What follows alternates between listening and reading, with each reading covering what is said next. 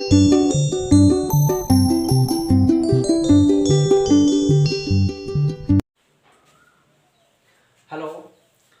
मैं बप्पी कुमार आप सबके बीच सब्जेक्ट वर्ब एग्रीमेंट का तीसरा वीडियो लेकर के आया हूं। यदि आप मेरा पहला और दूसरा वीडियो नहीं देखे हैं तो कृपया आप मेरा पहला और दूसरा वीडियो देखिए और तब ये तीसरा वीडियो भी आपको बहुत अच्छे तरीके से समझ में आएगा। तो आइए हम लोग अगले कंसेप्ट की बात करते हैं। अगला कंसेप्ट कहता है कि यदि किसी भी सेंटेंस में नाउन इन एपोजिशन का प्रयोग किया गया हो, समझिएगा, नाउन इन एपोजिशन का प्रयोग किया गया हो तो हम लोग पहले वाले सब्जेक्ट के अनुसार वर्ब का प्रयोग करते हैं। अब सवाल यह है कि नाउन इन एपोजिशन होता क्या है। ये बहुत अच्छा कंसेप्ट है, इसको समझने की कोशिश कीजिएगा। नाउन इन एपोजिशन का मतलब होता है कि एक नाउन को बताने के लिए या किसी एक सब्जेक्ट को बताने के लिए अगर हम लोग इसके बदले किसी दूसरे सब्जेक्ट की प्रयोग करते हैं, ये सब्जेक्ट आपका एपोजिशन कहलाता है। फिर से मैं आपको बता दूं कि यदि किसी भी सब्जेक्ट को या नाउन को बतलाने के लिए, आइडेंटिफाई करने के लिए किसी दूसरे प्रकार के सब्जेक्ट का प्रयोग किया जाए तो इस सब्जेक्ट को हम लोग एपोजिशन कहते हैं। लेकिन जब भी यहाँ वर्ब का प्रयोग करना हो तो इस वर्ब का प्रयोग जो है पहले वाले सब्जेक्ट के अनुसार या नाउन के अनुसार हम लोग करते हैं। एग्जाम्पल से हम लोग समझें, अगर मैं कहूँ रविंद्रनाथ टैगोर, अब देखिए होता क्या है। रविंद्रनाथ टैगोर एक पहला सब्जेक्ट हुआ, ठीक है। हो सकता है कि रविंद्रनाथ टैगोर जो कवि थे उनके अलावा किसी और का भी नाम अगर रविंद्रनाथ टैगोर हो तो हम तो जस्टिफाई तो करेंगे नहीं कि यार भाई रविंद्रनाथ टैगोर कौन। तो इनको आइडेंटिफाई करने के लिए हम एक दूसरा सब्जेक्ट का प्रयोग करते हैं, जैसे द पोएट। तो अब तो पता चला कि कौन से, जो रविंद्रनाथ टैगोर जो नेशनल एंथम लिखे हुए थे। तो ये रविंद्रनाथ टैगोर द पोएट, अब ये इनको आइडेंटिफाई करने के लिए हमने एक दूसरे वर्ड का प्रयोग किया, द पोएट। यही द पोएट जो है आपका एपोजिशन कहलाता है। लेकिन जब यहाँ वर्ब भरने की बात आए तो हम लोग पहले वाले सब्जेक्ट के अनुसार वर्ब का प्रयोग करते हैं। जैसे आर.एन. टैगोर यानी Rabindranath Tagore the poet dash intelligent. तो अब यहाँ हम लोग वर्ड्स और वर्ड में वर्ड्स का प्रयोग कर सकते हैं। सेकेंड एग्जाम्पल की अगर मैं बात करूं, लिखूं you the girl dash very beautiful. अब यहाँ हम लोगों को वर्ब भरने की बात होगी तो चूंकि आप देख सकते हैं कि यू एक सब्जेक्ट है और द गर्ल, इसी यू को आइडेंटिफाई करने के लिए एक हमने दूसरे नाउन का या दूसरे सब्जेक्ट का प्रयोग किया और ये एपोजिशन होता है। लेकिन जब भी हम लोगों को यहाँ वर्ब भरना होगा तो हमें पहले वाले सब्जेक्ट के अनुसार भरना होगा। तो यू के साथ हम लोग यहाँ आर का प्रयोग करेंगे तो ये मीनिंगफुल सेंटेंस होगा और इसका सेंटेंस हो जाएगा you the girl are very beautiful. तो इस तरीके से आपको याद करना होगा कि यदि नाउन इन एपोजिशन का प्रयोग किया गया हो तो पहले वाले सब्जेक्ट के अनुसार ही हम लोगों को वर्ब का प्रयोग करना होता है। आप इसको लिख सकते हैं।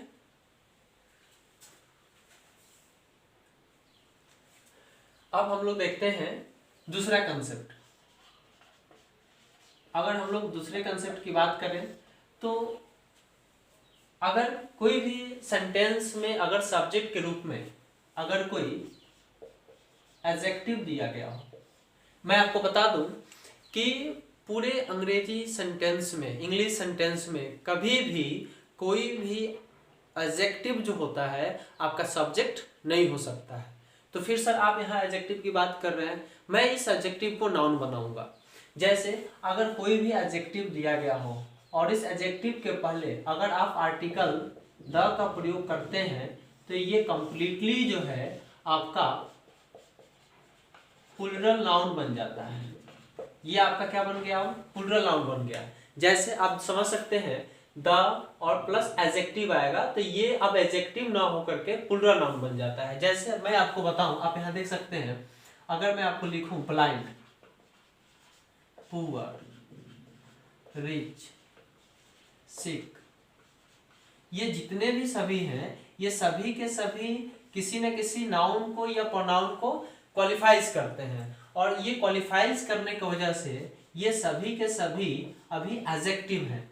लेकिन इन एडजेक्टिव ये सब्जेक्ट हो ही नहीं सकता, लेकिन ये सब्जेक्ट तब होगा जब इसके साथ हम लोग एक द का प्रयोग कर देंगे, तो ये कंप्लीटली जो है आपका प्लूरल नाउन हो जाएगा। जैसे द ब्लाइंड का मतलब हो जाएगा अंधे लोग, अंधे लोग। अब यहाँ लोग मतलब बहुत सारे लोग होंगे। द पुअर का मीनिंग आ जाएगा गरीब लोग, गरीब लोग। द रिच का मतलब हो जाएगा धनी लोग या रईस लोग, धनी लोग। द सिक का मतलब हो जाएगा बीमार लोग, बीमार लोग। इस प्रकार से आप देख सकते हैं कि कैसे एक एडजेक्टिव द का प्रयोग लेने से प्लूरल नाउन बन जाता है। जब ये प्लूरल नाउन बन जाएगा तो स्वाभाविक बात है कि इसके बाद आने वाला जो वर्ब होगा ये वर्ब आपका प्लूरल होगा, ये वर्ब आपका क्या होगा, प्लूरल होगा। एग्जांपल से अगर हम लोग देखें तो लिख सकते हैं the poor dash hopeless, the sick dash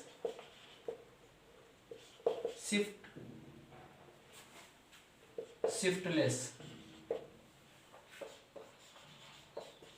the rich dash dishonest।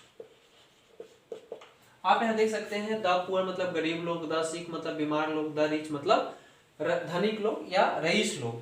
तो इसके साथ हम लोग जब भी भरेंगे ना तो प्लूरल फॉर्म आएगा। जैसे आप यहाँ भर सकते हैं आर भर सकते हैं, वन भर सकते हैं, यहाँ आप आर भर सकते हैं। मतलब क्या है कि जब भी हम लोगों को वर्ब का प्रयोग करना होगा तो हम लोग प्लूरल फॉर्म का प्रयोग करेंगे। लेकिन इसका एक छोटा सा आपको नोट याद रखना होगा, लेकिन अगर किसी भी वर्ड के साथ क्लास जुड़ा हो तो वो सिंगुलर होता है। जैसे अगर मैं बताऊं middle class, middle class, upper class, upper class, lower class, lower class, ये जितने भी सभी वर्ड्स हैं ये सभी के सभी वर्ड सिंगुलर सब्जेक्ट होते हैं, ये सभी के सभी सिंगुलर सब्जेक्ट होते हैं। और सिंगुलर सब्जेक्ट होने की वजह से इन सभी के साथ हम लोग सिंगुलर वर्ब का प्रयोग करते हैं, इन सभी के साथ हम लोग सिंगुलर वर्ब का प्रयोग करते हैं। अगर मैं एग्जांपल दूं तो लिख सकता हूं the middle class, the middle class is dash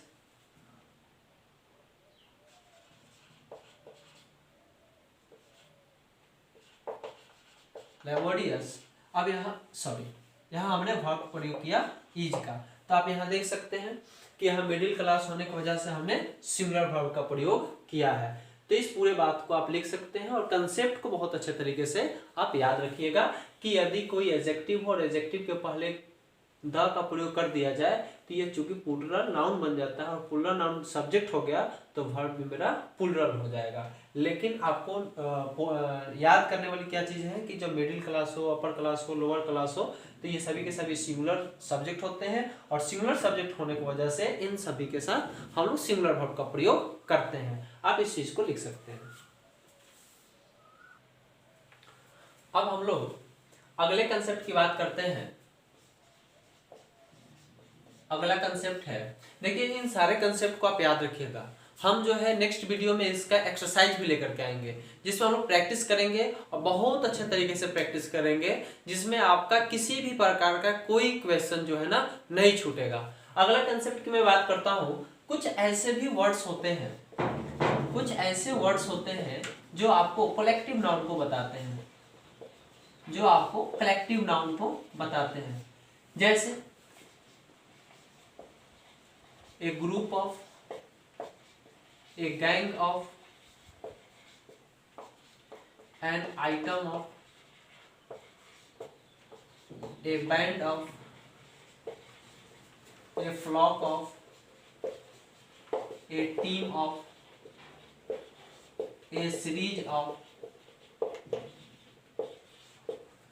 a set of, बहुत ऐसे वर्ड्स हैं। इस प्रकार के ना आपको सैकड़ों वर्ड्स मिलेंगे।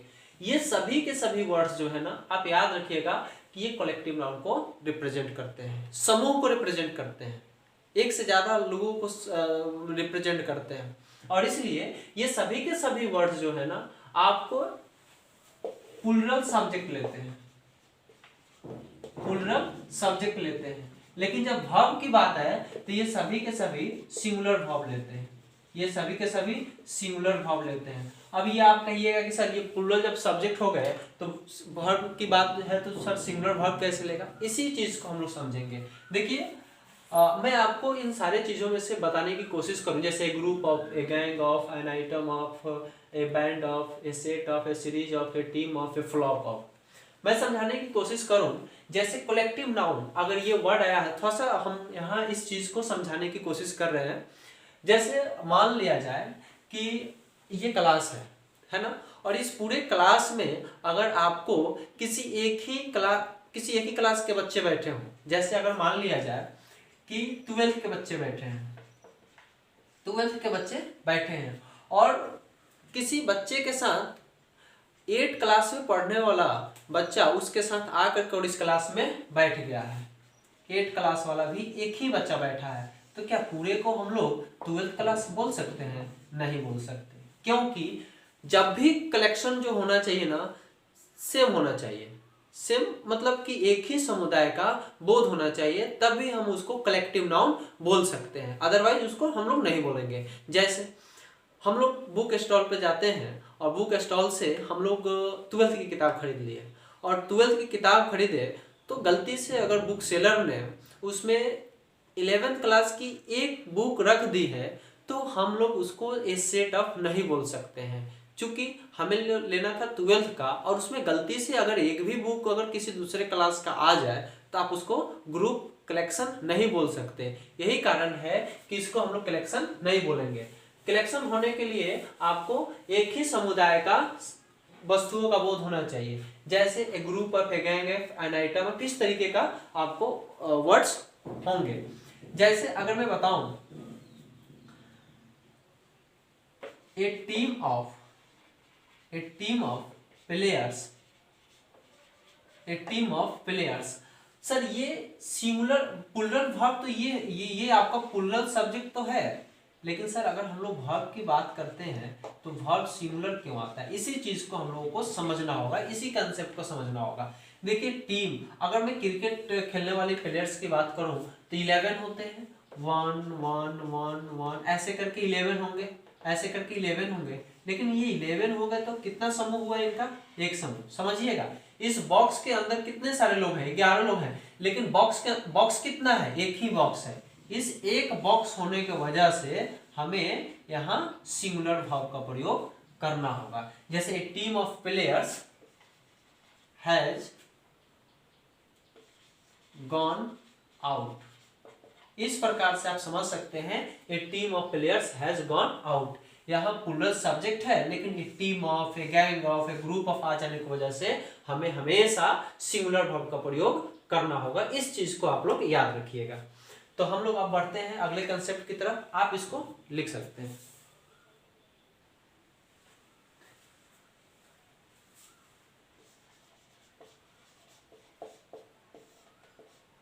नेक्स्ट कंसेप्ट की हम बात करते हैं। देखिए सेंटेंस में यदि आपको हु, विच और दैट अगर ये चीज मिल जाए, हालांकि ये रिलेटिव होते हैं, रिलेटिव प्रोनाउन होते हैं, और इसको अगर हम लोग देखें हु, विच और दैट के बाद हम लोगों को वर्ब का प्रयोग करना होता है। लेकिन ध्यान रहे इसके बाद तो वर्ब का प्रयोग करेंगे, लेकिन किस प्रकार के वर्ब का प्रयोग करेंगे? इसके पहले जैसा सब्जेक्ट होगा इसी सब्जेक्ट के अकॉर्डिंग हम लोग यहाँ वर्ब का प्रयोग करेंगे। फिर से समझिएगा, यदि किसी भी सेंटेंस में हु, विच तथा डेट का प्रयोग किया गया हो तो हु, विच, डेट के पहले जैसा सब्जेक्ट होगा उसी सब्जेक्ट के अनुसार हम लोग वर्ब का प्रयोग करते हैं। जैसे आपको एग्जाम्पल से बताऊं, it is I who is teaching you, ये सेंटेंस आप देख सकते हैं, it is I who is teaching you. हमने अभी अभी बताया था कि हु के पहले जैसा सब्जेक्ट होगा इसी सब्जेक्ट के अकॉर्डिंग हमें वर्ब का प्रयोग करना होता है। आई के साथ क्या कभी इज का प्रयोग होता है? नहीं होता है, इसीलिए सेंटेंस गलत है। सही सेंटेंस क्या होगा? It is I who am teaching you. आप कंसेप्ट क्या रखना है? हु के पहले जैसा सब्जेक्ट वैसा वर्ब का प्रयोग करते हैं। जैसे अगर मैं बताऊं this is the pen which dash bout. आप यहां देख सकते हैं this is the pen which dash bout. यहाँ बाउट जो है आपका V3 है और V3 के पहले जब भी हम लोग हेल्पिंग वर्ब का प्रयोग करते हैं तो हैज, हैव या हैड का प्रयोग करते हैं, लेकिन हम प्रेजेंट टेंस की बात करा रहे हैं और प्रेजेंट टेंस की बात करें तो this is the pen which dash bout. अब हम यहाँ देख रहे हैं कि पेन कितना है, कोई एक ही पेन है और एक ही पेन के होने की वजह से सिंगुलर सब्जेक्ट है तो सिंगुलर वर्ब का प्रयोग करना होगा। और जब सिंगुलर वर्ब का प्रयोग करेंगे हैज और हैव में सिंगुलर वर्ब आपका क्या होगा? हैज होगा। हैव आपका प्लूरल फॉर्म होता है, इसीलिए यहाँ आंसर क्या आएगा? हैज आएगा। अगर मैं तीसरी एग्जांपल की बात करूं तो मैं लिख सकता हूं he is one of this that dash gone out. He is one of this that gone out. आप यहाँ देख सकते हैं डैट के बाद यहाँ दिस है और दिस चूंकि आपका प्लूरल सब्जेक्ट है और प्लूरल सब्जेक्ट के होने की वजह से यहाँ प्लूरल वर्ब का प्रयोग करेंगे तो आप यहाँ हम लोग प्लूरल वर्ब में हैव का प्रयोग कर सकते हैं। तो इस प्रकार से ये कंसेप्ट आपको याद रखने होंगे। अगर मैं अगले कंसेप्ट की बात करूं, अगला कंसेप्ट बोलता है कि यदि किसी भी सब्जेक्ट में, किसी भी सेंटेंस में अगर कोई भी सब्जेक्ट दिया हो, कोई भी पहला या दूसरा सब्जेक्ट दिया हो और इन दोनों सब्जेक्ट के पहले आप आर्टिकल का प्रयोग कर दिए, आप आर्टिकल का प्रयोग कर दिए तो ये सभी के सभी सब्जेक्ट ना अब आपके प्लूरल सब्जेक्ट हो जाते हैं। कौन से सब्जेक्ट हो जाते हैं?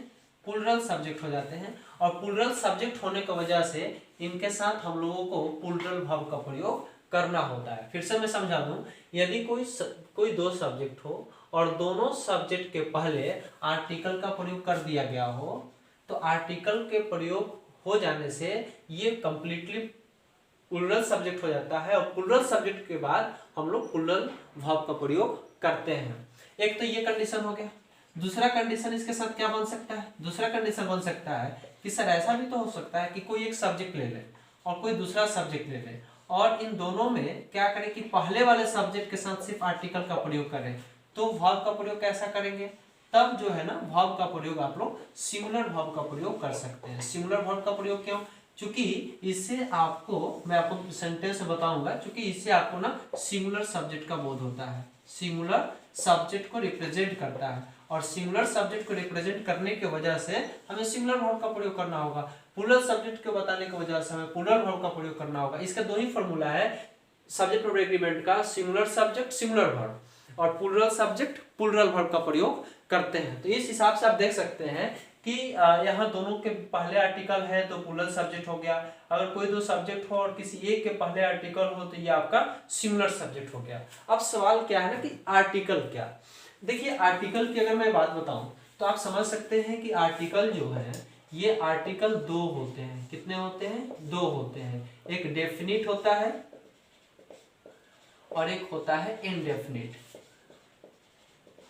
डेफिनिट की बात करें तो इसमें दी आता है और इनडेफिनिट की बात करें तो इसमें ए या एन का प्रयोग करते हैं। तो इस हिसाब से देखा जाए तो आर्टिकल दो होते हैं, दी, ए या एन। कभी भी ये नहीं बोल सकते कि आर्टिकल तीन होते हैं, द, ए या एन, नहीं। एक ही हेड है और उसका दो नाम दिया गया है, ए या एन। आप मतलब कोई एक ही व्यक्ति है उसका दो नाम है। तो इंडेफिनिट में तो एक ही है ना, ए कहो या फिर एन कहो, लेकिन ये इंडेफिनिट में तो एक पार्ट ये और एक पार्ट ये। तो इनसे सभी में से ना आर्टिकल का मतलब फिलहाल ये समझिए कि द, ए या एन अगर आएगा इन सभी सब्जेक्ट के पहले तो हम लोग सिंगुलर या प्लूरल आप लोग इसको इस कंसेप्ट से समझ सकते हैं। अब हम लोग इसको एग्जाम्पल से समझने की कोशिश करते हैं।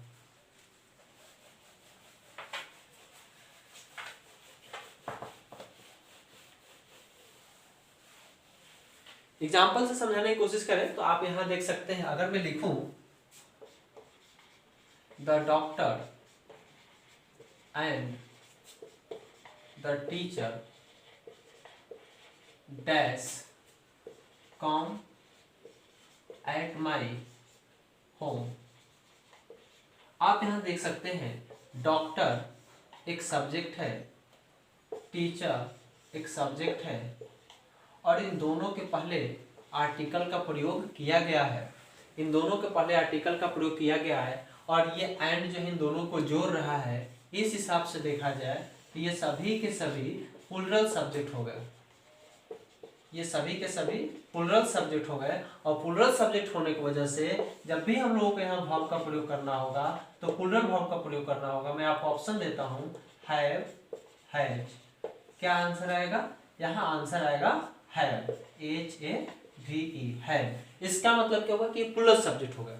अब मैं एक आपको दूसरा एग्जांपल देता हूँ, a black and a white cat dash speaking dash running आप यहां देख सकते हैं a black and a white cat, मतलब क्या है ना कि दो बिल्लियां हैं, एक काली है और एक उजली बिल्ली है और ये दोनों दौड़ रही हैं। इस हिसाब से देखा जाए कि ये सभी के सभी प्लूरल सब्जेक्ट हो गए और जब प्लूरल सब्जेक्ट हुए तो प्लूरल वर्ब का प्रयोग करना होगा। अगर मैं आपको ऑप्शन दूं इज, आर, वाज, तो यहाँ चूंकि इज और वाज ये तो सिमिलर होते हैं तो ये तो हो ही नहीं सकते। आपका आंसर क्या आएगा? Are, ARE। तो इस हिसाब से हम लोग देख सकते हैं black and white cat are running. अगर मैं अगले की बात करूं तो मैं लिख सकता हूं a dancer and singer dash talking about this place. अब देखिए ए डांसर एंड सिंगर यानी कि कोई एक ही व्यक्ति है जो डांसर भी है, नृत्य भी करता है, और सिंगर भी है जो गाना भी गाता है, गायक भी है। तो चूंकि यहाँ हम लोग क्या किए, पहले वाले सब्जेक्ट के पहले हम लोगों ने आर्टिकल का प्रयोग किया है और इस हिसाब से ये सभी के सभी जो सब्जेक्ट हो गए ना ये सिंगुलर सब्जेक्ट हो गए और सिंगुलर सब्जेक्ट होने की वजह से हमें यहाँ सिंगुलर वर्ब का प्रयोग करना होगा। और मैं ऑप्शन दूं was, आर, इज नहीं दे सकते, डबल हो जाएगा, was, आर और हैव। तो आप लोग आंसर क्या करोगे? आप लोग आंसर कीजिएगा was। क्यों सर? हैव इसलिए नहीं होगा कि चूंकि इसके बाद V3 आना चाहिए था। आर नहीं होगा क्योंकि यहाँ प्लूरल सब्जेक्ट नहीं हो रहा है, प्लूरल सब्जेक्ट होगा तो आर का प्रयोग करते हैं। क्योंकि सेंटेंस सिंगुलर का है, सब्जेक्ट सिंगुलर का है, इसीलिए हम लोगों ने यहाँ was का प्रयोग किया। तो आप इस पूरे कंसेप्ट को लिख सकते हैं। आइए अब हम लोग सेकंड कंसेप्ट की बात करते हैं। देखिए यदि किसी भी प्रकार के अंग्रेजी सेंटेंस में, इंग्लिश सेंटेंस में सम का प्रयोग किया गया हो, मेनी का प्रयोग किया गया हो, ए फ्यू का प्रयोग किया गया हो और बोथ का प्रयोग किया गया हो, तो चूंकि ये सम, मेनी, ए फ्यू और बोथ इन सभी से प्लूरल सेंस का बोध होता है। सम कुछ, मेनी बहुत, ए फ्यू का मतलब होता है थोड़ा और बोथ का मतलब होता है दोनों। और इस हिसाब से आप देख सकते हैं कि ये सभी के सभी प्लूरल सेंस देते हैं और प्लूरल सेंस देने की वजह से इनके साथ हम लोग प्लूरल वर्ब का प्रयोग करते हैं। हम लोग हमेशा ही प्लूरल वर्ब का प्रयोग करेंगे। जैसे एग्जांपल से अगर मैं समझाऊं, some are not educated, many are absent, a few wise dash running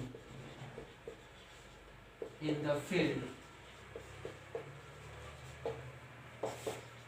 both dash intelligent in my class, in my class. अब आप देख सकते हैं सॉन्ग के साथ हमने आर प्लूरल फॉर्म का प्रयोग किया, मैनी के साथ आर प्लूरल फॉर्म का प्रयोग किया, ए फ्यू बॉयज है तो हम यहाँ वर का प्रयोग कर सकते हैं, both were intelligent in my class, तो बोथ के साथ वर का प्रयोग करेंगे, चूंकि प्लूरल वर्ब का प्रयोग करेंगे, ए फ्यू के साथ प्लूरल का प्रयोग करते हैं, मेनी के साथ करते हैं और सम के साथ करते हैं। लेकिन आपको एक बात और भी याद रखना होगा कि जब इस चीज को पॉइंट को अच्छे से याद कर लीजिएगा, जब मेनी के साथ ए का प्रयोग किया गया हो तो इसके साथ सिंगुलर सब्जेक्ट और सिंगुलर वर्ब का प्रयोग करते हैं, सिंगुलर वर्ब का प्रयोग करते हैं। इस चीज को आप याद रखिएगा। मेनी के बाद अगर ए का प्रयोग किया गया हो तो इसके साथ हम लोग सिंगुलर सब्जेक्ट और सिंगुलर वर्ब का प्रयोग करते हैं। जैसे अभी मैंने इस एग्जांपल में ही दे रखा है, ए फ्यू के बाद मैंने बॉयज लिखा है, मतलब है ना कि सॉम मेनी ए फ्यू बहुत अगर होगा तो इसके बाद अगर कोई भी नाउन देते हैं तो प्लूरल सेंस में दीजिएगा। लेकिन अगर मेनी के बाद ए का प्रयोग कर दीजिएगा तो ए जो है आपका सिंगुलर सेंस हो जाता है, इसीलिए अपने बाद सिंगुलर सब्जेक्ट लेता है और सिंगुलर वर्ब का भी प्रयोग कराता है। जैसे अगर मैं लिखूं many a boy is absent, इसका मतलब क्या है, बहुतों में एक लड़का अनुपस्थित है। तो इस प्रकार से लड़का कितना अनुपस्थित है, एक ही लड़का अनुपस्थित है ना, इसलिए यहाँ सिंगुलर सब्जेक्ट सिंगुलर वर्ब का प्रयोग करते हैं। अब मैं आपको नेक्स्ट कंसेप्ट की बात करूं तो आपको एक चीज और भी याद रखना होगा कि जैसे ही सेंटेंस में what, how, there, here, the flowing इन सभी वर्ड्स का प्रयोग किया गया हो, जैसे व्हाट का प्रयोग किया गया हो, हाउ का प्रयोग किया गया हो, देयर का प्रयोग किया गया हो, हियर का प्रयोग किया गया हो, द फ्लोइंग का प्रयोग किया गया हो, तो इसके बाद जो ऑब्जेक्ट आएंगे इसी ऑब्जेक्ट के अनुसार हम लोग वर्ब का प्रयोग करते हैं। जैसे the flowing questions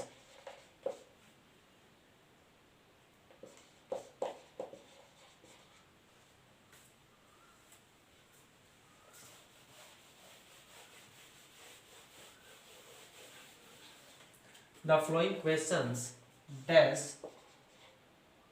not hard,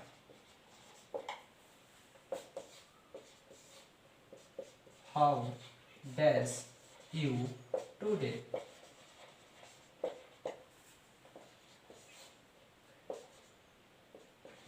here dash two boys, there dash three girls.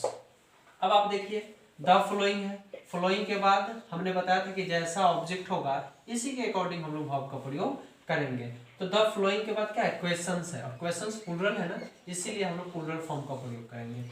How के बाद देखिए तो यू है ना, और यू प्लूरल होता है, तुम कैसे हो, और चूंकि यू सिंगुलर भी हो सकता है, मैंने आपको सब्जेक्ट और एग्रीमेंट में बेसिक चीजों में बताया था कि यू के साथ हमेशा ही प्लूरल फॉर्म का प्रयोग करते हैं। इस हिसाब से क्या आएगा, आर आएगा। हियर अब देखिए यहाँ टू बॉयज है, तो टू बॉयज है मतलब एक से ज्यादा है और प्लूरल सेंस है, तो आप यहाँ वर्ब का प्रयोग कर सकते हैं, या जब भी करेंगे ना प्लूरल सेंस का प्रयोग करेंगे, प्लूरल वर्ब का प्रयोग करेंगे। There are three girls. तो इस हिसाब से आपको याद रखना होगा what, how, there, here, the following, अगर ये वर्ड्स रहें तो इन वर्ड्स के बाद प्लूरल, इन वर्ड्स के बाद जैसा ऑब्जेक्ट होगा उसी के अकॉर्डिंग हम लोग वर्ब का प्रयोग करते हैं। तो इस सारे चीजों को आप लोग लिख सकते हैं।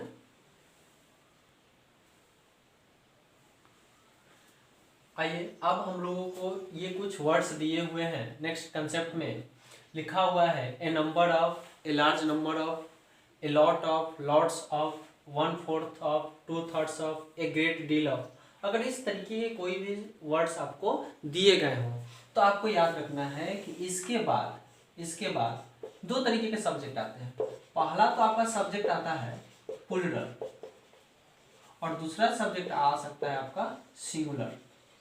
सिंगुलर सब्जेक्ट आ सकता है। प्लूरल कब आएगा और सिंगुलर कब आएगा ये भी समझ लेते हैं।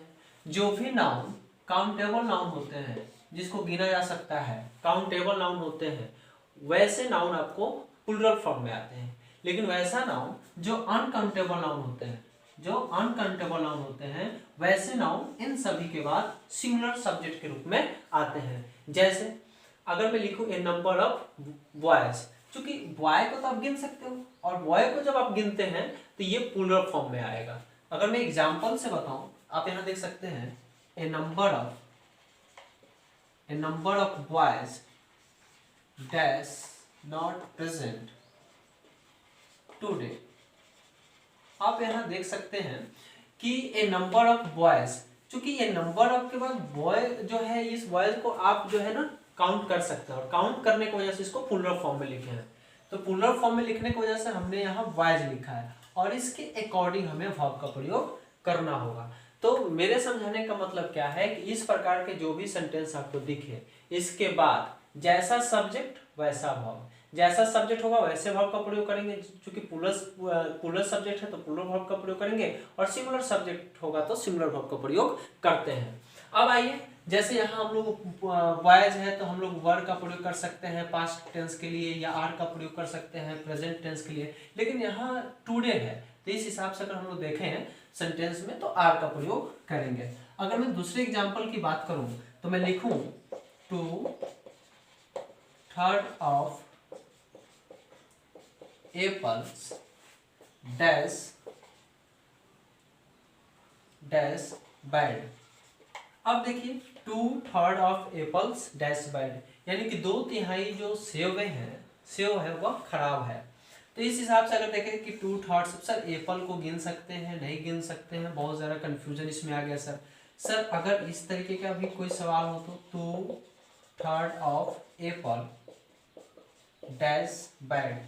देखिए यहाँ कि 2/3 ऑफ एप्पल्स, हो सकता है कि बहुत ज़्यादा एप्पल्स, एक बॉक्स में एप्पल्स हो और उसमें 2/3 जो है ना खराब हो चुका है, बर्बाद हो चुका है। जैसे मान लिया जाए कि यहाँ एप्पल्स है, बहुत ज्यादा एप्पल्स है ना, और इस एप्पल्स में कितना है 3 6 3 9 एप्पल्स, और इसमें से क्या है ना कि 9 एप्पल्स से 2/3 इंटू 9, 3 3 जा 9, 3 2 जा 6। इस प्रकार से जो 6 एप्पल्स जो है ना वो खराब हो चुके हैं। ये 6 एप्पल्स खराब हो चुके हैं तो ये भी कंसेप्ट सही हो रहा है। तो अगर प्लूरल सेंस है तो हम लोग आर का प्रयोग कर सकते हैं। लेकिन सर ये अगर 1 एप्पल हो तो भी कोई बात नहीं है। जैसे अगर ये कोई 1 एप्पल है और आप इसको ना 2/3 3 भागों में बांट दीजिए। 3 भागों में जब हम लोग बांटते हैं, 1 2 1 2 और एक ये भाग कर लेते हैं तीसरा भाग। तो इसमें से क्या है ना कि 2/3 का 2/3 का मतलब होता है ना, ये चूंकि इक्वल है, हमने बताने के लिए 1 2 3 लिखा है, जबकि ये देखा जाए ना तो सभी के सभी, अगर ये सभी के सभी क्या है इक्वल है ना, जितना मान इसका होगा उतना ये भी। तो इसमें से क्या ना 2/3 खराब हो चुका है। तो 2/3 मतलब कोई भी हो सकता है, इधर वाला खराब हो चुका है नीचे वाला ठीक हो, या इधर वाला खराब हो चुका हो इधर वाला ठीक हो, है ना। तो इस तरीके से हम लोग यहाँ सिंगुलर वर्ब का भी प्रयोग कर सकते हैं। तो इस प्रकार से इस कंसेप्ट को बहुत अच्छे तरीके से आप लोग थोड़ा सा इसको समझिएगा। अब हम लोग अगले कंसेप्ट की बात करेंगे जो बहुत ही इंपॉर्टेंट कंसेप्ट है, आप लोग इसको समझ सकते हैं। जैसे अगर सेंटेंस में प्रीपोजिशन का प्रयोग किया गया हो, अगर सेंटेंस में प्रीपोजिशन का प्रयोग किया गया हो और प्रीपोजिशन के बाद सब्जेक्ट का प्रयोग किया गया और प्रीपोजिशन के पहले भी सब्जेक्ट का प्रयोग किया गया हो, तो जब भी हम लोगों को वर्ब का प्रयोग करना होगा, ये कंसेप्ट बहुत इंपॉर्टेंट है, इसका यूज सबसे ज़्यादा आएगा। जब भी किसी भी सेंटेंस में प्रीपोजिशन का प्रयोग किया गया, प्रीपोजिशन का एक अलग वीडियो बनेगा जिसको आप बहुत अच्छे तरीके से उसमें मैं इजी वे में मैं आपको समझाऊंगा। अभी यहाँ से प्रीपोजिशन ही समझिए, जैसे इन, टू, अबाउट, इन सारे के सारे जो है ना आपके प्रीपोजिशन होते हैं। तो ये प्रीपोजिशन के पहले जो सब्जेक्ट है और प्रीपोजिशन के बाद भी सब्जेक्ट है। प्रीपोजिशन के बाद तो बहुत सारे सब्जेक्ट हो सकते हैं या प्रीपोजिशन के भी पहले सब्जेक्ट हो सकते हैं। हमें सिर्फ ये समझना है कि प्रीपोजिशन ही किसका ओरिजिन है। तो ये प्रीपोजिशन हो और प्रीपोजिशन के बाद कोई सब्जेक्ट हो और प्रीपोजिशन के पहले कोई सब्जेक्ट हो और हमें यहाँ वर्ब का प्रयोग करना हो, तो इस सेंस में हमेशा ही हम लोगों को पहले वाले सब्जेक्ट के अनुसार वर्ब का प्रयोग करना होता है। जैसे एग्जाम्पल से समझते हैं, the people of my village dash the poor. The people of my village dash poor. यहाँ सिर्फ पुअर करना सही होगा क्योंकि यहाँ हम लोगों को क्वालिफाइज कराना है गांव के लोगों को, इसलिए पुअर होगा। The people of my village dash poor. अब हम लोगों को यहाँ समझना होगा, यहाँ ऑफ जो है आपका, ये ऑफ आपका प्रीपोजिशन है और प्रीपोजिशन के पहले पीपल को देखा जाए यानी कि लोग होते हैं और लोग कहने से ही मतलब होता है एक से ज्यादा, और इसलिए ये प्लूरल सब्जेक्ट है और प्लूरल सब्जेक्ट होने की वजह से हमें यहाँ प्लूरल वर्ब का प्रयोग करना होगा, तो हम आर का प्रयोग कर सकते हैं। अगर हम लोग सेकंड एग्जांपल की बात करें तो मैं लिख सकता हूँ the ink in these pens dash black. अब आप यहाँ समझ सकते हैं इन है, इन एक प्रीपोजिशन होता है और प्रीपोजिशन के पहले इंक जो कि आपका अनकाउंटेबल नाउन होता है और अनकाउंटेबल नाउन होने के साथ ये सिंगुलर और सिंगुलर के लिए यहाँ आपका ईज होगा। आप ये कभी कंफ्यूज नहीं होइएगा कि सर पेन से तो आर का प्रयोग करें, जी नहीं, यहाँ आपको याद रखना होगा प्रीपोजिशन है, प्रीपोजिशन है, प्रीपोजिशन के पहले जैसा सब्जेक्ट होगा वैसे वर्ब का प्रयोग हम लोग करते हैं। तो इस बात को आप लोगों को याद रखना होगा कि किसी भी सब्जेक्ट के बीच अगर प्रीपोजिशन हो तो प्रीपोजिशन के पहले जैसा सब्जेक्ट होगा उसी के अकॉर्डिंग हम लोग वर्ब का प्रयोग कर सकते हैं। देखिए वैसे तो मैं रूल लिख नहीं रहा हूँ, सिर्फ समझा रहा हूँ, तो आप मेरे वीडियो को रोक करके और सारे के सारे रूल्स आप लिख सकते हैं या फिर मैं तो आपको टाइम भी दे देता हूँ कि आप यहाँ लिख सकते हैं। तो इस तरीके से मैं आपको नेक्स्ट कंसेप्ट बताऊंगा, तब तक इस सारे चीजों को आप लोग लिख लीजिए। आइए अब हम लोग नेक्स्ट कंसेप्ट की बात करते हैं। देखिए नेक्स्ट कंसेप्ट, अगर कोई भी सब्जेक्ट हो, अगर कोई भी दो सब्जेक्ट हो और दिए गए वर्ड से, मतलब जो मैं वर्ड्स दे रहा हूँ इन सभी से अगर इसको जोड़ने की काम किया जाए तो हम लोगों को पहले वाले सब्जेक्ट की प्रेफरेंस करते हुए हम लोगों को वर्ब का प्रयोग करना होता है। जैसे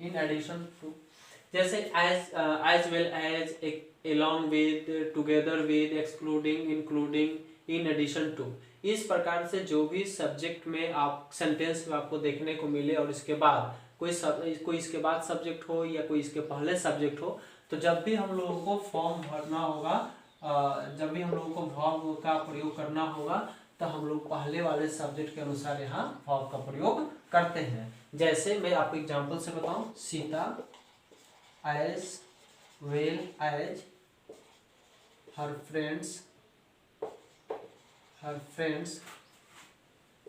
dash gone out. Sita as well as her friends dash gone out. हमने यहाँ देखा एज वेल एज, इसके पहले एक सब्जेक्ट है और इसके बाद जो है ना सेकंड सब्जेक्ट है हर फ्रेंड्स यानी कि उसकी सहेलियां, उसके दोस्त। तो अब हम लोग देखें क्या कि हर फ्रेंड्स यानी कि प्लूरल है, तो आप लोग इसको देखते हुए प्लूरल फॉर्म का प्रयोग नहीं करेंगे क्योंकि एज वेल एज के पहले यानी कि जो भी वर्ड्स दिए गए हैं इन सभी के पहले जो सब्जेक्ट होगा ना इसके अकॉर्डिंग हम लोग वहाँ वर्ब का प्रयोग करेंगे। इस हिसाब से देखा जाए तो सीता और यहाँ B3 का प्रयोग किया गया है, इसलिए यहाँ हम लोग हैज का प्रयोग करेंगे तो सही होगा। मैं दूसरा एग्जांपल अगर मैं बताऊं तो मैं बता सकता हूं, जैसे हम लोग दूसरा एग्जांपल देख सकते हैं, Ram along with his parents dash watching movie। आप यहाँ देख सकते हैं Ram along with his parents dash watching movie। यहाँ राम जो है आपका सिंगुलर सब्जेक्ट है और सिंगुलर सब्जेक्ट होने के लिए हमें यहाँ सिंगुलर वर्ब का प्रयोग भरना होगा, लेकिन यहाँ वाचिंग बिफोर है तो बिफोर होने के लिए हम लोग यहाँ वाज या इज का प्रयोग कर सकते हैं। दोनों का प्रयोग सही होगा, क्योंकि हमें अगर वाज का प्रयोग करते हैं तो पास्ट का बोध होगा, इज का प्रयोग करेंगे तो प्रेजेंट का बोध होगा। क्योंकि राम सिंगुलर है तो वाज भी सिंगुलर होता है और इज भी सिंगुलर होता है, और वाज और इज के दोनों के बाद बिफोर आते हैं, तो ये सेंटेंस आपके सही है। और इस तरीके से आपका ये कंसेप्ट क्लियर हुआ।